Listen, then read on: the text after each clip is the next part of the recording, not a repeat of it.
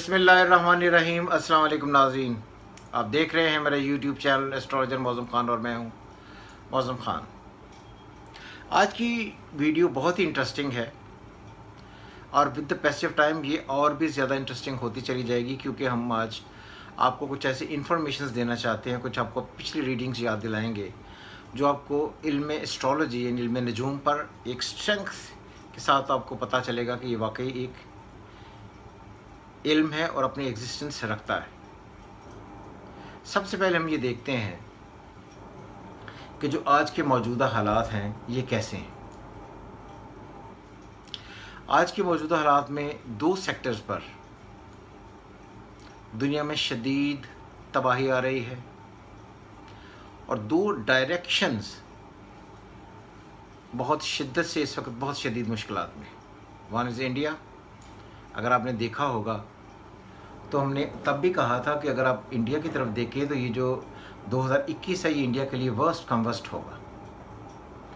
फिर 2020 जब सैटर्न घूमकर कैप्रिकॉर्न में आया था तो तब मैंने कहा था कि ये जो टाइम होगा ये वेस्ट की रिस्ट्रक्चरिंग का टाइम होगा।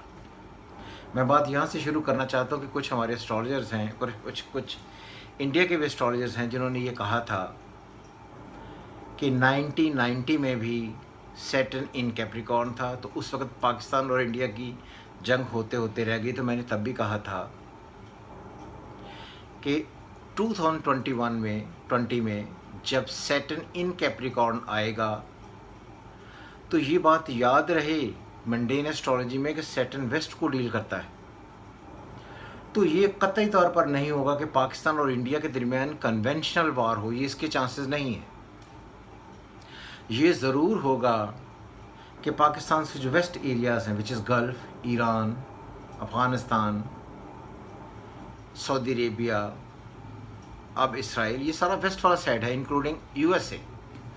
तो इन सब को अपने आप को रिस्ट्रक्चर करना पड़ेगा। अगर आपने देखा हो या आपको मालूम ही होगा कि डोनाल्ड ट्रंप, उनकी जो हुकूमत थी वो ख़त्म हुई वेस्ट में। वो बार बार ये क्लेम कर रहे थे कि मैं अगले 5 साल भी रहूँगा, मैं अमेरिका के ख़िलाफ़ चला जाऊँगा, मैं इनको इलेक्शन में घसीटूँगा, मैं इनको लीगल चार्जेस इन पर लगाऊँगा जो बाइडन पर। तो जो बाइडन जीत गया, पहली वहाँ पर चेंज हुई। फिर इंडिया और उसके फिर अमेरिका और ईरान की वार हुई। आपको याद होगा कि ईरान का हथियारा मिसाइल से गिरा दिया था। फिर सऊदी अरेबिया पर क्राइसिस आया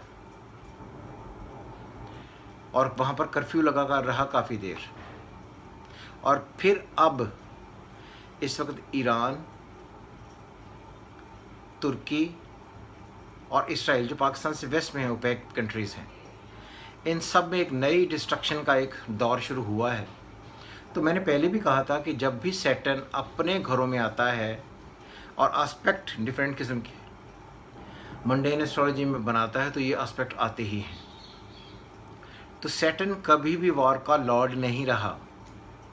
मजमूई तौर पर सैटर्न क्या चीज़ है? सैटर्न ख़ित्तों में इलाक़ाई तब्दीलियाँ चेंज करता है, हुकूमतों को, अवाम को, एडमिनिस्ट्रेशन को, लोगों को नए तरीके से सोचने का एक फ़िक्र देता है।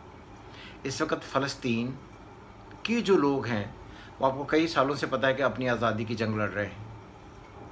आज़ादी की जंग लड़ते हुए अब वो कहीं ना कहीं सेटल होने के करीब आ रहे हैं, क्योंकि दुनिया उनके साथ मिलती जा रही है। मैंने आपको एक दफ़ा पहले भी कहा होगा, आपने वीडियोस में सुना भी होगा कि मैंने तब भी कहा था कि ये जो वेस्ट साइड है इस पर एक नया ब्लॉक बनेगा मुसलमान कंट्रीज़ का। और ये बात याद रहे, जब हम भी एस्ट्रोलॉजी ने हमने शुरू नई की थी तो ये हम समझते थे कि मुसलमानों के लिए भी जो जुपिटर है वो रिलीजन का लॉर्ड है।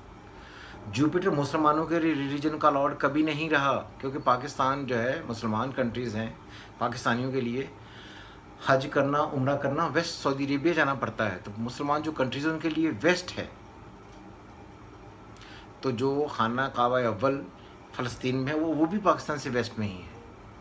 तो इसलिए अगर आप देखें इस वक्त जो सारा नक्शा चेंज होने की कोशिशें हो रही हैं, डिफरेंट किस्म के एंगल्स पर इख्तलाफ होते हैं, साइकोलॉजिकल, मेंटल, पेपर पर वार जो हो रही है और वैसे भी जो फिज़िकल वार हो रही है, तो ये आवाम के लिए है, आवाम के दरमियान है। जैसे अगर आप देखें तो 100 से ज़्यादा मिसाइल जो हैं वो इसराइल पर गिरे, और यही वो जुल्म मुसलमानों के साथ वेस्ट में करते रहे हैं। तो जब भी सैटन अपने घर में घूम कर आता है, तब्दीलियाँ तो फिर लाता है। तो मैंने इसीलिए बार बार ये कहा था कि ये जो भी टाइम आगे बढ़ेगा, ये वेस्ट के लिए अभी भी ये टाइम बहुत ज़्यादा ठीक नहीं है। अभी ये टाइम चलेगा और कॉन्फ्लिक्ट्स आगे बढ़ेंगे, और ये कॉन्फ्लिक्ट्स चलेंगे फरवरी 2022 तक। और इसी दौरान ये जो सारा गल्फ़ का नक्शा है, अगर आप देखेंगे आगे बढ़ते हुए वक्त के साथ साथ, तो 2021 और 2022 के अवाइल में ये नक्शे, कई सारे नक्शे जाकर चेंज होंगे। और जब नक्शे चेंज होंगे तो सिनेरियो भी टोटल डिफरेंट होगा, और जब नक्शा चेंज होगा तो ये सारा सिस्टम भी चेंज होगा। तो इसलिए अगर आप देखेंगे गल्फ़ में काफ़ी सारी नई तब्दीलियाँ आने वाली हैं, जिसमें ईरान, अफ़गानिस्तान, गल्फ़ के ममालिक including Saudi Arabia and Israel ये शामिल होंगे। अगर हम देखें तो तुर्की भी पाकिस्तान से इसी तरफ ही आता है। तो ये यहाँ पर एक डिफरेंट किस्म का ब्लॉक बनेगा जो रिलीजियस होगा। और मैंने पहले भी ये बात कही थी, यही सेम अल्फाज मैंने तब भी दोहराए थे कि जब ब्लॉक बनेगा डिफरेंट किस्म का, तो ये सबको एक जगह पर इकट्ठा करके एक नई स्ट्रेंथ के साथ उभरेंगे। और आपको याद होगा ये जो जब से सैटर्न कंजक्ट हुआ, ये सैटर्न कैप्रिकॉर्न से निकल कर एक्वेरियस में आया है, तब से इंडिया भी चाबहार से निकला हुआ है। तो ये जो वेस्ट का कॉम्बिनेशन है ये डिफरेंट होगा, और ईस्ट विच इज़ इंडिया, इनके लिए भी बहुत क्रिटिकल सिचुएशंस है। मेरे हिसाब से जो एस्ट्रोलॉजिकल रीडिंग है उसमें ये जो मई, जून, जुलाई, अगस्त, ये बहुत क्रिटिकल है इंडिया के लिए भी, और ये सारा सेक्टर इसमें भी।